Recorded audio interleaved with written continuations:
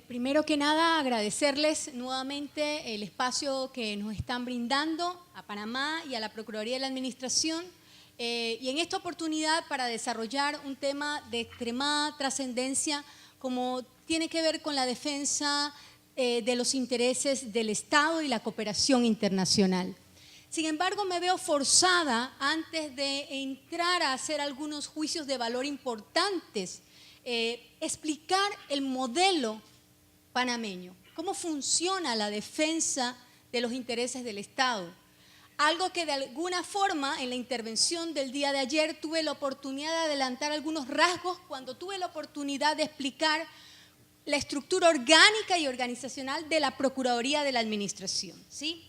Entonces, me he visto en la necesidad, obviamente también por el horario, de apoyarme con algunas diapositivas que pues quizás van a servir como una herramienta importante para un poco dar a conocer nuestro modelo. Planteaba yo ayer que la Procuraduría del Ministerio Público constitucionalmente, históricamente, desde el inicio de nuestra República Democrática, ha tenido la atribución de defender los intereses del Estado, ¿sí? Esto presente tanto en nuestras constituciones de 1904, 1941, 46 y 72.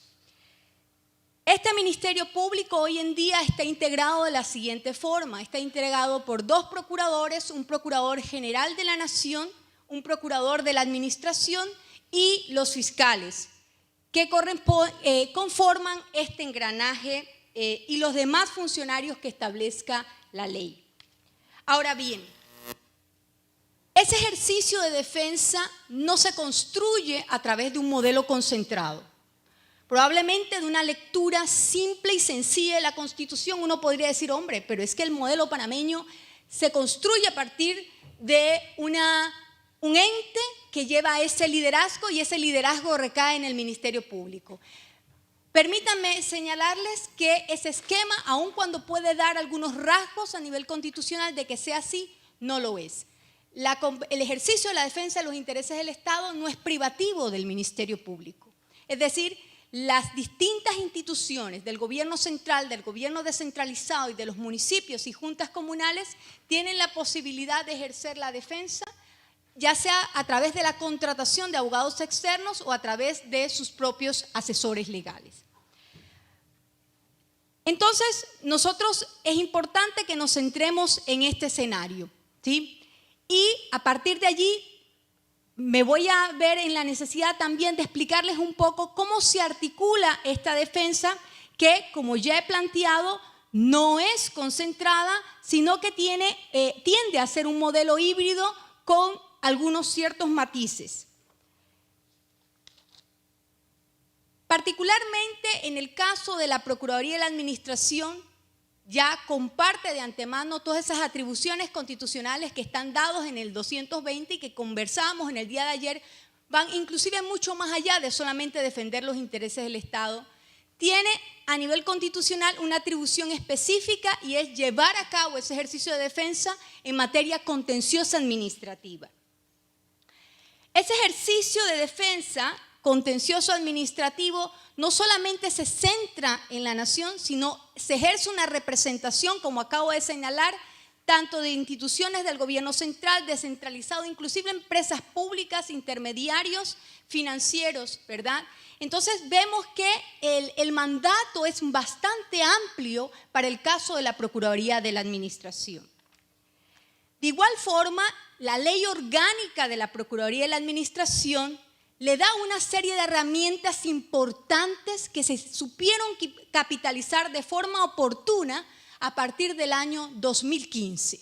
Y es precisamente la coordinación de las asesorías legales del Estado y la posibilidad de que a través de esta coordinación nosotros pudiésemos evaluar algunos elementos que se venían presentando en la forma como se llevaba a cabo esa defensa del contencioso administrativo. Aun cuando a lo interno de la Procuraduría de la Administración nosotros teníamos conformado ya una Secretaría de Litigios, una Secretaría de Procesos, lo cierto es que no se trabajaba bajo un esquema de una política estructurada en materia de defensas. A partir del año 2015, en mi calidad de secretaria general, coordinadora de las distintas secretarías dentro de la institución y especialmente de la Secretaría de Litigios, nos dimos a la tarea de hacer un estudio exhaustivo de cómo se llevaba a cabo efectivamente ese ejercicio de defensa. Nos dimos cuenta que en muchos de estos casos que se ventilan ante el contencioso administrativo, la actividad era bastante reactiva, ¿sí? Y no necesariamente iba de la mano de cada pretensión que se planteaba en las distintas demandas. Entonces, esto conllevó definitivamente a que el personal técnico encargado de la tramitación de estos procesos se adentrara a estudiar caso por caso, ¿sí? Y definitivamente a personalizarlo. No es posible que usted en materia de atención o tramitología en defensa de los intereses del Estado comparta un expediente entre 3, 4, 5, 6 tramitantes, porque definitivamente se pierde lo que es la esencia de la defensa. Cuando hay un representante, un procurador en materia de defensa, debe estar enfocado en los hechos centrales que han llevado precisamente a excitar esa pretensión, y esto conlleva definitivamente una dedicación a tiempo completo, no solamente por parte del equipo de trabajo, sino a manera individual por parte de cada uno de los tramitantes. Entonces, adicionalmente, es importante aquí destacar que la Procuraduría y la Administración en materia de a nivel de la Secretaría de Procesos cuenta con un equipo muy reducido. Estamos hablando de hoy en día tenemos 15 colaboradores que atienden todos los casos que pueden generarse en estas distintas instancias y que se ventilan ante la Sala Tercera de la Corte Suprema de Justicia. Por lo tanto, al tener nosotros la alternativa de poder coordinar las asesorías legales del Estado, empezamos a mantener una sinergia vital con cada una de las instituciones y desarrollar un canal de comunicación que nos pudiera traerlos a cada uno de los procesos. Y entonces ya no teníamos 15 funcionarios. Ahora teníamos todo un equipo entre los funcionarios de la Procuraduría y los de las distintas instituciones que iban a empezar a forjar esa teoría de caso por caso. Definitivamente esa estrategia nos ha traído como consecuencia resultados tremendamente exitosos, a tal punto que en materia contenciosa administrativa, precisamente las demandas de plena jurisdicción e indemnización, en donde nosotros ejercemos ese rol, hemos llegado a un nivel de eficiencia del 95%. Y esto realmente es un percentil extremadamente interesante, y a los que tienen la experiencia de trabajar ante el contencioso administrativo saben que no es una tarea sencilla.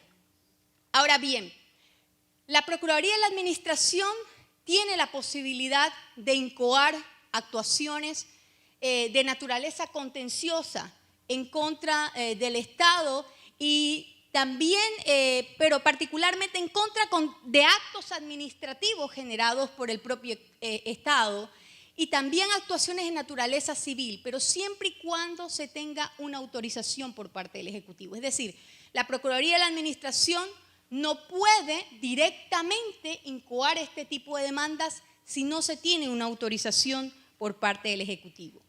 ¿Qué tipo de procesos nosotros vemos ante el contencioso administrativo? Y a esto me voy a referir a grandes rasgos. Nosotros, planteaba ayer, tenemos un procedimiento contencioso administrativo del año 1943, ¿verdad?, que todavía está muy carente de ciertos mecanismos modernos que hoy en día nuestros hermanos países Colombia y Costa Rica cuentan. Eso probablemente constituye una limitación importante, no solamente en el caso de nosotros en materia de defensa, sino también para los usuarios del sistema.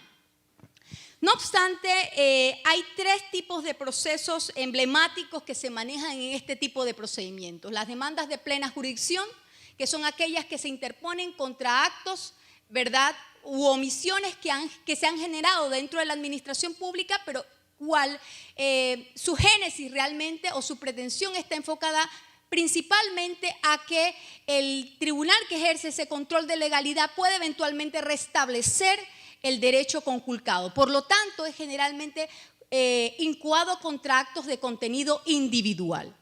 Por otro lado, tenemos las demandas de indemnización que nosotros las podemos conocer como demandas de responsabilidad extracontractual, pero a falta de un desarrollo de nuestro contencioso contractual, que sí lo tenemos teóricamente regulado en nuestro Código Judicial, hay muchas demandas que llegan por indemnización que se originan de contratos administrativos. Porque, como bien apunto, la falta de un desarrollo procesal del contencioso contractual y el hecho de que el mecanismo, tal como está diseñado a partir de nuestra jurisprudencia de la Sala Tercera, lleva a que se tenga primero que obtener una demanda declarando nula por ilegal una determinada actuación y posteriormente en otro proceso aparte solicitar el resarcimiento. Entonces hay muchos contratistas del Estado que al ver que hay que cumplir con todo esto prefieren tratar de enmascarar de alguna manera la situación y tratar de irse por un tema de una mala prestación del servicio y irse directamente por la demanda de indemnización. Así que por eso hago ese nivel de precisión.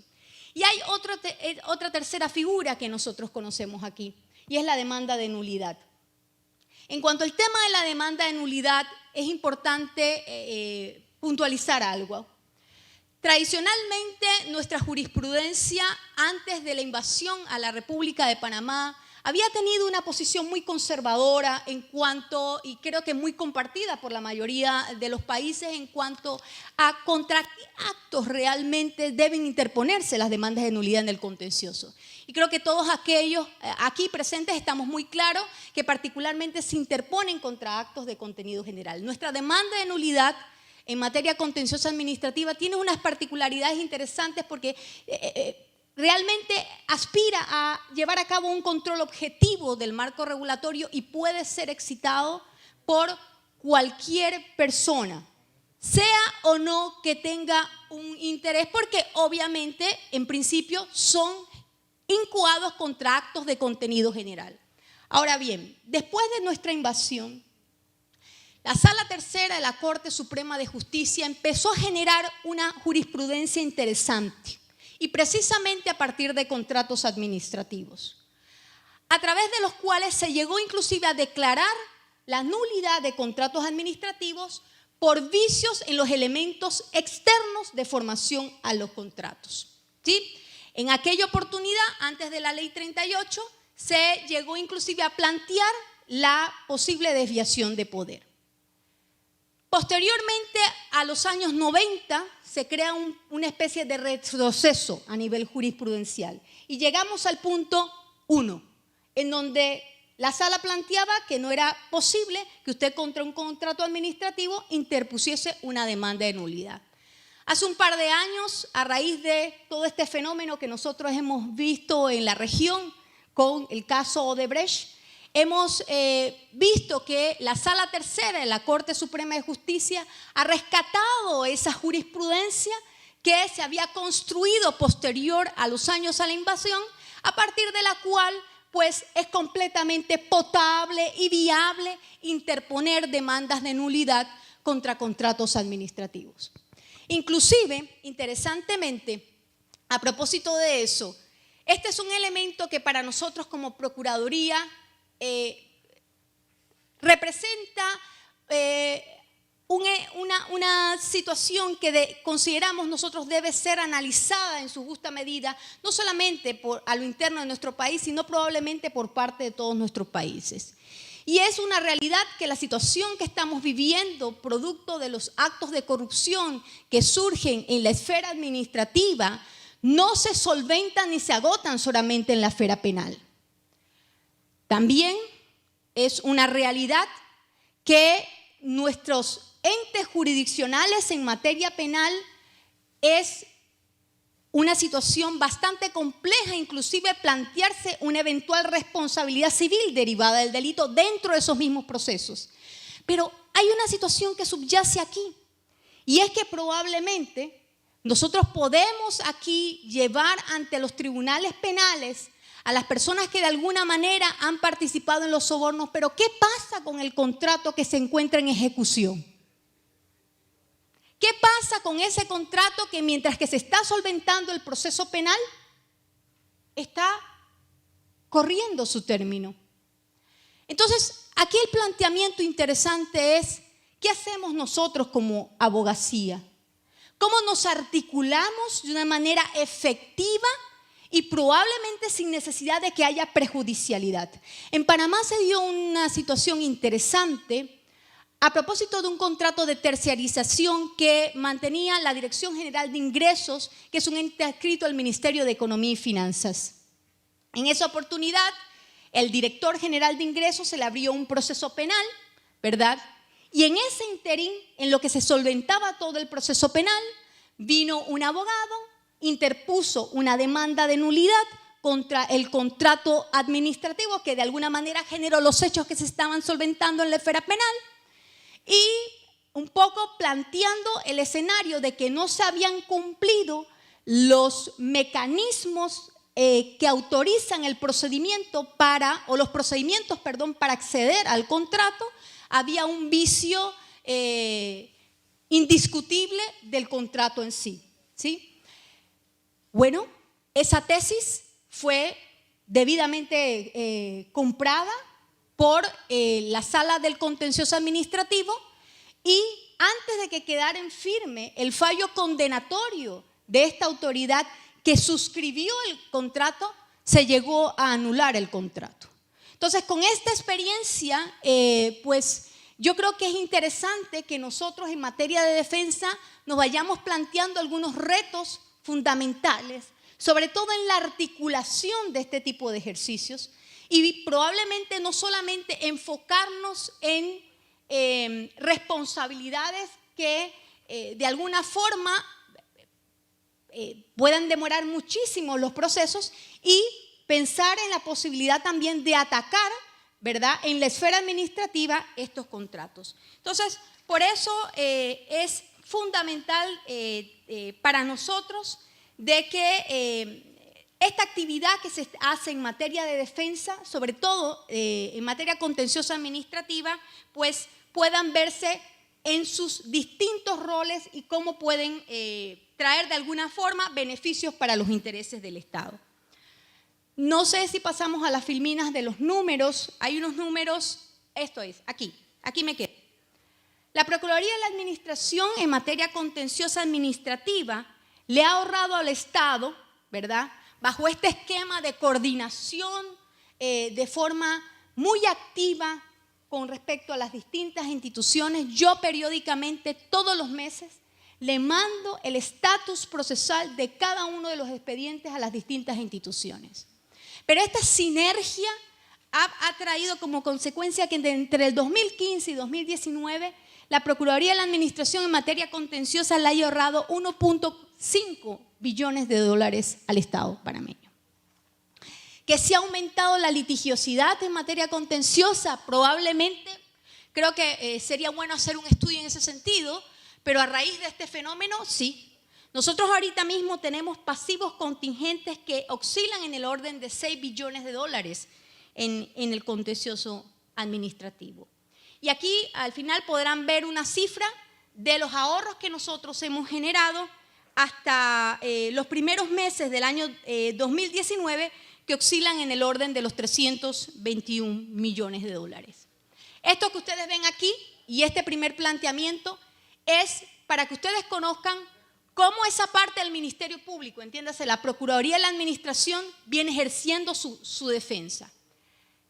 La Procuraduría General de la Nación, aun cuando está especializada en la persecución del delito y es claramente identificada ante sus homólogos como el fiscal general, lleva una parte de la defensa precisamente en materia civil.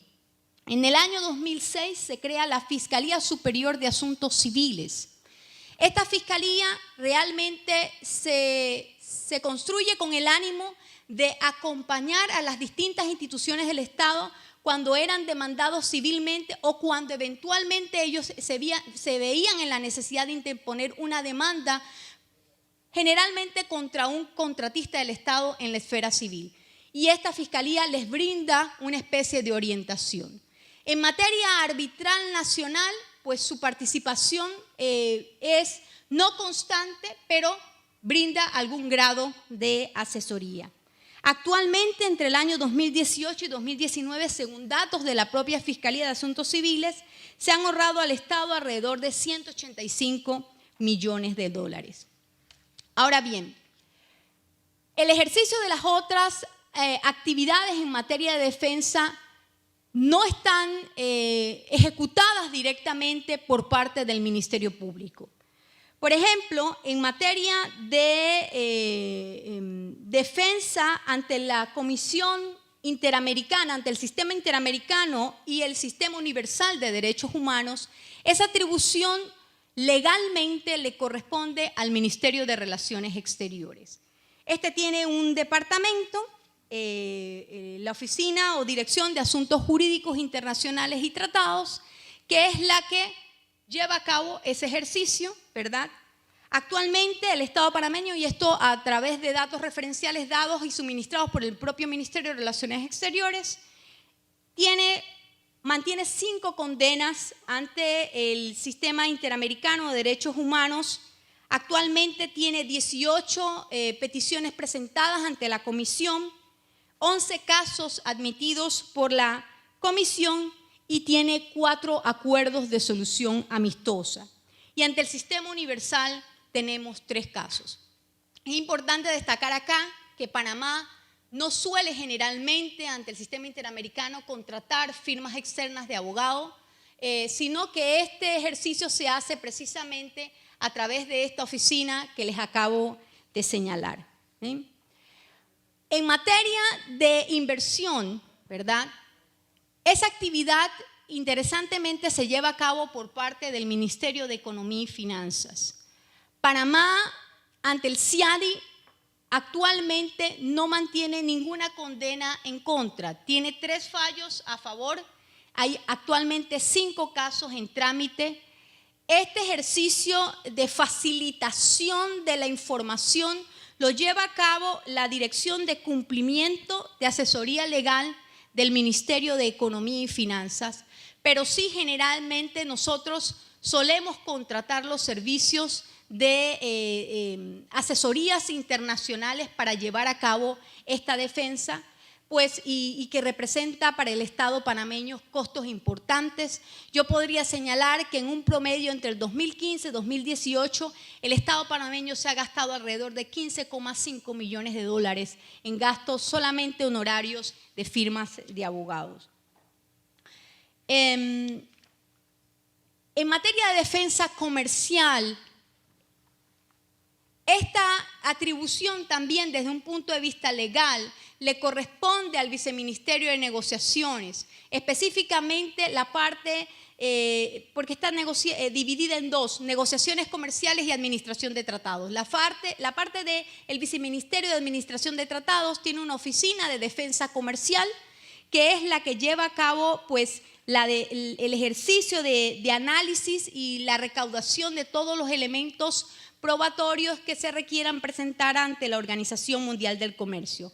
Panamá cuenta con una misión permanente ante la OMC. Tenemos un embajador que es de alguna forma el que hace algunos adelantos, inclusive presenta documentación, y quizás ahí la necesidad de contratar una oficina internacional de abogados se ve un poco más matizada con respecto al escenario que nosotros tenemos en materia de inversión comercial. A grandes rasgos, nosotros pues, les hemos hecho una radiografía del escenario de la defensa o cómo se surte esa defensa de los intereses del Estado en Panamá, lo que nos ha llevado actualmente a hacer unos planteamientos interesantes a lo interno del país, porque estamos convencidos de que es necesario hacer una reevaluación del trabajo que hacen muchas de estas instituciones. Principalmente porque la atribución constitucional se mantiene en el Ministerio Público, pero precisamente porque quizás el hecho de que existan tantas instituciones que de alguna forma tienen estas responsabilidades tan importantes, más allá de las propias instituciones, es no contar con una política general en materia de defensa de los intereses del Estado, ¿no? Y esto, desde nuestro punto de vista, es un planteamiento al cual el Estado panameño tiene que someterse a una discusión a lo interno, ¿verdad? Precisamente un poco lo que le pasó al Ecuador en materia del sistema interamericano y reevaluar si es conveniente que se mantengan estas responsabilidades en las distintas instituciones.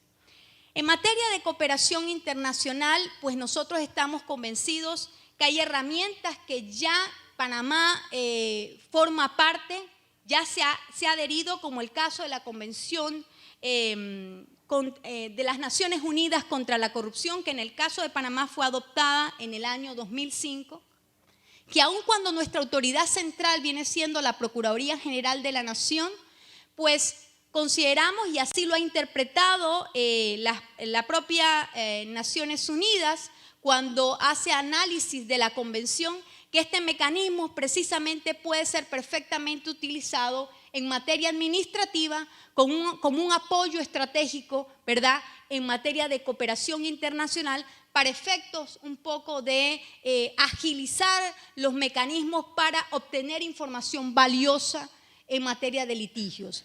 Sobre todo ahora que nos adentramos a una realidad cuando tenemos contratos administrativos que han sido suscritos por empresas que no necesariamente están domiciliadas en el país, ¿verdad? Y eso evidentemente requiere la búsqueda de una información que no tenemos localmente. Entonces, definitivamente, para poder hacer una actividad mucho más oportuna, mucho más efectiva, va a ser necesario también apoyarnos en mecanismos que, como bien usted planteaba al inicio de los paneles, ya los tenemos a la mano, ¿sí? A grandes rasgos y un poco resguardando las consideraciones que hizo al inicio, esto es el ejercicio de defensa y algunas precisiones que nosotros tenemos en cuanto al desenvolvimiento del mismo.